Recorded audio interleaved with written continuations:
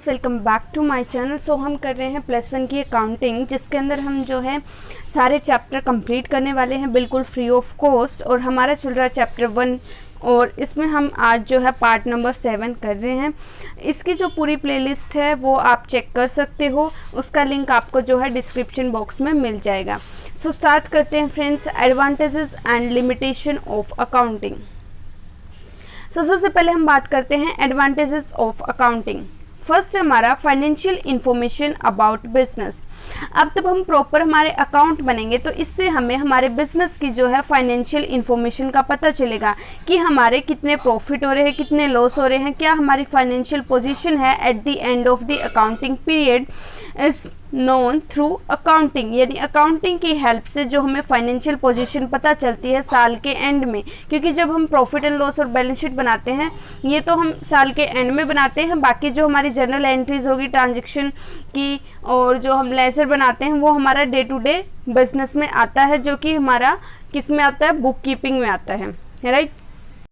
Second है हमारा assistance to management, यानी जो हमारी अकाउंटिंग इंफॉर्मेशन है वो हेल्प करती है मैनेजमेंट की यानी जो हमारा लाइक टॉप लेवल मैनेजमेंट होता है, जो कि डिसीजन लेता है कि भाई हमारी जो कंपनी है, हमारा जो बिजनेस है फ्यूचर के लिए है, उन्होंने प्लान्स बनाने होते हैं, डिसीजन लेने होते हैं। कहीं पे उनको लगता है कि भाई यहाँ पे जो है इस चीज़ पे कंट्रोल करने की रिक्वायरमेंट है, वो वहाँ पे कंट्रोल करेंगे, तो वो सारी चीज़ों को देखते हैं, ठीक है। तो उनको तब अकाउंटिंग इन्फॉर्मेशन मिलेगी कि हमारे इतने प्रॉफिट हो रहे हैं, इतने लॉस हो रहे हैं और यहाँ पे हमें क्या डिसीजन लेना चाहिए, फ्यूचर में हमारी क्या पॉलिसी होनी चाहिए। तो इन सारी चीज़ों में जो हेल्प करती है मैनेजमेंट की, अगर उनको टाइमली इन्फॉर्मेशन दी जाएगी तो वो जो है सही डिसीजन ले पाएंगे हमारे बिजनेस के लिए।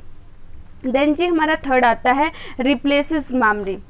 अब देखो इतनी सारी ट्रांजैक्शन होती है बिजनेस में, हम सारी चीज़ों को याद नहीं कर सकते, बट अगर हमने वो रिकॉर्ड कर ली तो हमें याद करने की ज़रूरत ही नहीं है, हमें अपना दिमाग जो है खपाना ही नहीं है, हमारे सब कुछ हमने सिस्टमेटिक वे में प्रॉपर रिकॉर्ड बनाए हुए हैं, तो हम क्यों करेंगे चीज़ों को याद। So the accounting records provides the necessary information, तो वहाँ पे हमें जो है चीज़ों को याद करने की ज़रूरत नहीं पड़ती, राइट। देन हमारा फोर्थ है फैसिलिटेट्स कंपैरेटिव स्टडी, यानी अब हमारे पास प्रॉपर सिस्टमेटिक रिकॉर्ड है बिजनेसमैन के पास, उनको पता है इस साल हमारा ये रिजल्ट है, इस साल हमारा ये रिजल्ट है, तो वो दोनों को कंपेयर कर सकते हैं। दोनों साल की जो भी हमारे पास रिजल्ट्स है, जो भी हमारे मतलब मान लो अभी 2020 चल रहा है कि इस साल हमारे बिजनेस में हमें कितने प्रॉफिट लॉस हुए, पिछले साल कितने हुए थे, ठीक है, उससे पिछले साल कितने हुए थे, तो फ्यूचर में 2021 में हमें कितने हो सकते हैं, उनको कंपेयर कर सकते हैं कि भाई कि कहाँ पे हमारी बढ़िया पोजीशन रही, कहाँ पे अच्छी पोजीशन नहीं रही, कहाँ पे हमें जो है कहाँ पे हमने गलती करी, तो इन सारी चीज़ों में भी जो हेल्प करता है। देन है हमारा facilitate settlement of tax liabilities, like हमने इनकम टैक्स पे करना है, सेल्स टैक्स तो अब नहीं है, वैट नहीं है, तो अब क्या हमारा क्या चलता है, अब हमारा जीएसटी चलता है, तो हमने जीएसटी पे करना है, तो उन चीज़ों में भी हमारी अकाउंटिंग हेल्प करेगी। हमारे पास पता होगा हमारे इतने इनकम है तो उस पे हमारी तब जीएसटी जो है लगेगी। देन है हमारा फैसिलिटेट लोन। अब मान लो आप कहीं पर लोन लेने चले जाते हो, तो क्या आपको ऐसे ही बैंक लोन प्रोवाइड करवा देता है? नहीं ना। तो ऐसे ही तब बिजनेसमैन लोन लेने जाएगा तो पहले जो है बैंक वाले बोलेंगे कि भाई दिखाओ तुम्हारी कितनी इनकम है, क्या तुम फिर जो है अगर हम आपको लोन तभी देंगे ना तब आपकी अच्छी पोजीशन होगी। अगर आपका बिजनेस बिल्कुल लॉसेस में जा रहा है तो आपको क्या कोई बैंक लोन देगा, ठीक है। तो वहाँ पे भी जो लोन जो है हम ले सकते हैं, अगर हमारे जो है प्रॉपर रिकॉर्ड बने हुए वो हम दिखा सकते हैं बैंक में। देन है एविडेंस इन कोर्ट, यानी एविडेंस का मतलब क्या होता है, एक तरह से सबूत का काम करता है कोर्ट में। आपके पास प्रॉपर सब कुछ जो है सिस्टमेटिक रिकॉर्ड आपके पास है, आपका कोई केस कर देता आप पे कि भाई आपने ये चीज़ नहीं करी, तो आप जो है अपना रिकॉर्ड जो है कोर्ट में दिखा सकते हो, सबूत दिखा सकते हो कि भाई देखो हमारी ये बात हुई थी, ये में हमारे पास बिल पड़ा है, ये हमारी ट्रांजैक्शन ऐसे ऐसे हुई थी, तो एक तरह से एविडेंस का काम भी करता है अकाउंटिंग। देन हमारा नेक्स्ट पॉइंट आता है facilitate cell of business.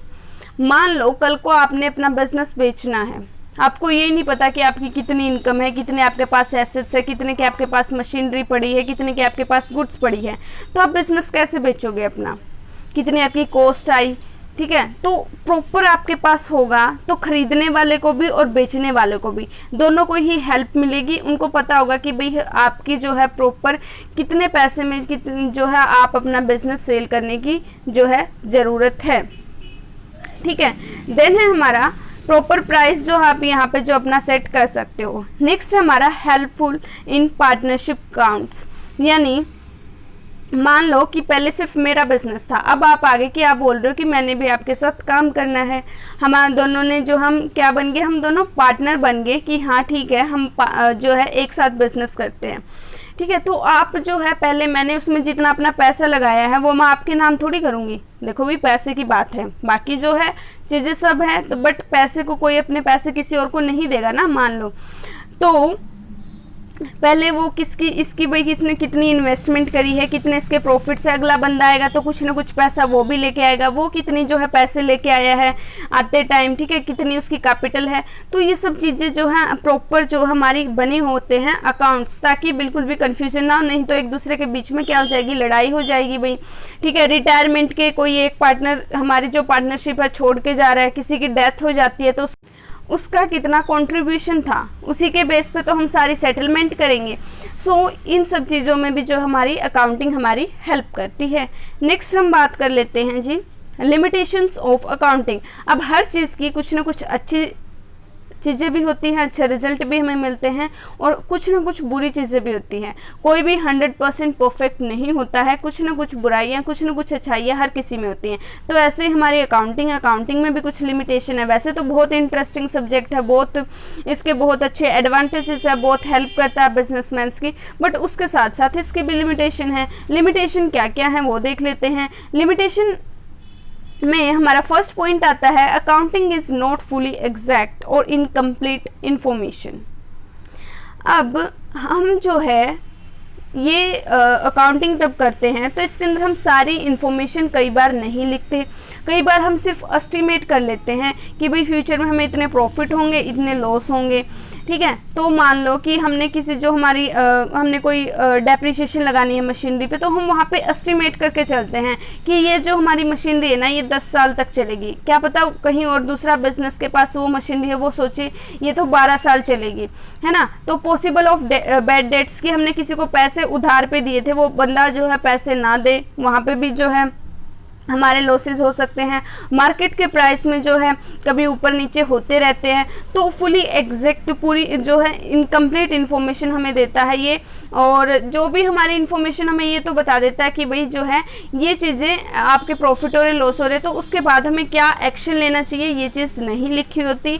Then second वो पर्सनल जजमेंट पे डिपेंड करती है कि बिजनेसमैन क्या सोचता है, उसको क्या लगता है कि आने वाले टाइम में प्राइस ज़्यादा होंगे कम होंगे, कैसे क्या वो एक्शन लेता है, वो बिजनेसमैन टू बिजनेसमैन जो है वेरी करता है, डिपेंड करता है।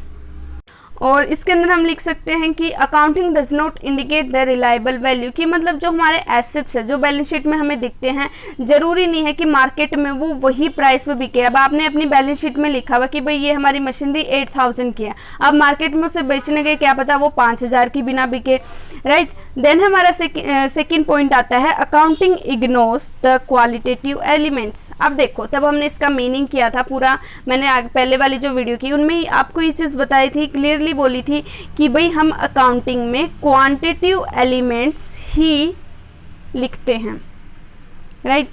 क्वांटिटेटिव यानी जिसको हम मनी की वैल्यू में मेजर कर सकते हैं। क्वालिटेटिव लाइक कोई हार्ड वर्किंग है, भाई आपस में जो है लड़ाई हो जाती है, या फिर जो हमारे एम्प्लॉयज़ है वो स्ट्राइक पे चले जाते हैं, जो हमारे एम्प्लॉयज़ है वो काम करने नहीं आते, छुट्टी मारने लग जाते हैं, तो वो सारी चीज़ें क्या हैं हम इसके अंदर नहीं लिखते।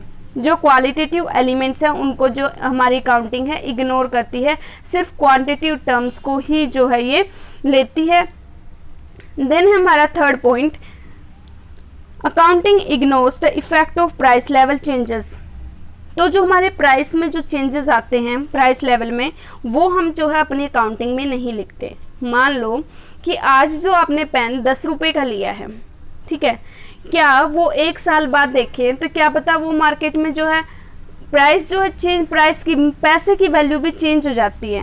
वही जो है आपको वही पेन क्या पता उस फिर जो है 1 साल बाद आपको 12 रुपये में मिल रहा है, 20 रुपये में मिल रहा है। तो इन्फ्लेशन भी हो सकता है, डिफ्लेशन भी हो सकता है, यानी प्राइस जो है, प्राइस का लेवल हाई भी जा सकता है, लो भी जा सकता है। प्राइस हमारा फिक्स नहीं होता, तो ये जो है अनस्टेबल होता है, प्राइस में चेंजेस आते रहते हैं। तो वो चीज़ जो है हम इग्नोर करते हैं। हम सिर्फ जो हमारी accounting statements are prepared at historical cost, की जो हमारी हिस्ट्री, जो जैसे हमने जो चीज़ आज ली है हम सिर्फ उसी में जो है वो चीज़ लिख लेते हैं, मेज़र कर लेते हैं। जो भी चेंजेस आते हैं वैल्यू के अंदर वो हम इग्नोर करते हैं, उनको हम अपनी बुक्स ऑफ अकाउंट्स में नहीं लिखते हैं। देन हमारा जी फोर्थ पॉइंट, अकाउंटिंग में lead to window dressing. Window dressing का मतलब कि मान लो कोई बिजनेसमैन है, ठीक है, तो उसने अपने प्रॉफिट बढ़ा चढ़ा के लिख दिए। मान लो उसने लोन लेना था, तो क्या किया उसने जो है अपनी मशीनरी की वैल्यू ज़्यादा लिख दिया, कुछ भी ऐसे वो गलत इन्फॉर्मेशन भी तो लिख सकता है। अब ज़रूरी थोड़ी है हर बिजनेसमैन बिल्कुल ट्रू एंड फेयर वैल्यू ही दिखाए अपनी बैलेंस शीट में, अपने प्रॉफिट एंड लॉस अकाउंट में।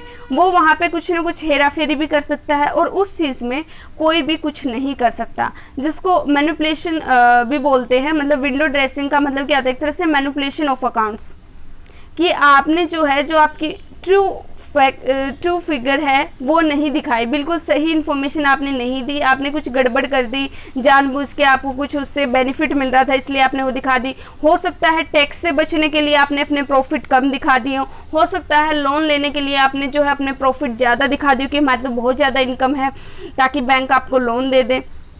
सो यहाँ पे जो है विंडो ड्रेसिंग भी हो सकती है। देन है हमारा इन्फ्लुएंस्ड बाय पर्सनल जजमेंट। अब देखो जो हमारी अकाउंटिंग है वो पर्सनल जजमेंट पे भी डिपेंड करती है, बिजनेसमैन टू बिजनेसमैन, कि वो क्या सोच रहा है, कैसे वो पॉलिसी बना रहा है, कैसे वो प्लान बना रहा है, उसको क्या लगता है फ्यूचर में क्या होगा, क्योंकि फ्यूचर तो हमारा अनसर्टेन है।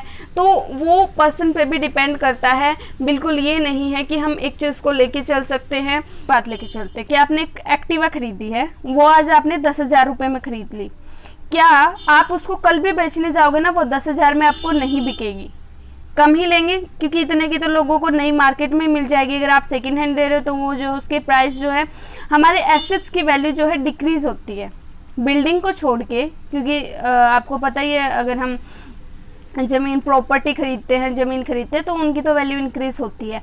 बट जैसे हमारे एसेट्स हैं, मशीनरी ले रहे हो आप, कोई फर्नीचर ले रहे हो, तो उनकी वैल्यू डिक्रीज होती है ना कि इंक्रीज होती है।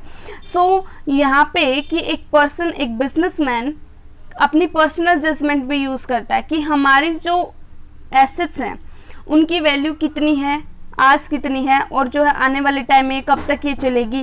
फिर जो इसके ऊपर हमने 10% डेप्रिसिएशन लगानी है या 20% डेप्रिसिएशन लगानी है, तो वो पर्सनल जजमेंट पे है। तो हर बिजनेस को ये नहीं कि आपने 10% ही 10% लगानी है, वो बिजनेसमैन टू बिजनेसमैन वेरी करता है, पर्सनल जजमेंट आ जाती है यहाँ पे। और भी बहुत सारे डिसीजन ऐसे होते हैं जहाँ पे पर्सनल जजमेंट का यूज़ किया जाता है, ठीक है। तो इसलिए तो बहुत एक्सपर्ट का यूज़ किया जाता है, क्योंकि वो देखा जाता है कि जिसका जितना अच्छा एक्सपीरियंस होगा वो उतने अच्छे से जो है चीज़ों को जज कर सकता है, जिसको जितनी ज़्यादा नॉलेज होगी, जिसको जितनी अच्छी स्किल्स होगी, तो वही जो है एक अच्छा बिजनेसमैन बन सकता है, ठीक है। तो ये हमारी क्या होगी, लिमिटेशंस ऑफ अकाउंटिंग। आज की वीडियो में हमने यही डिस्कस करना था, नेक्स्ट वाली वीडियो में हम इसका नेक्स्ट पार्ट करेंगे डिस्कस।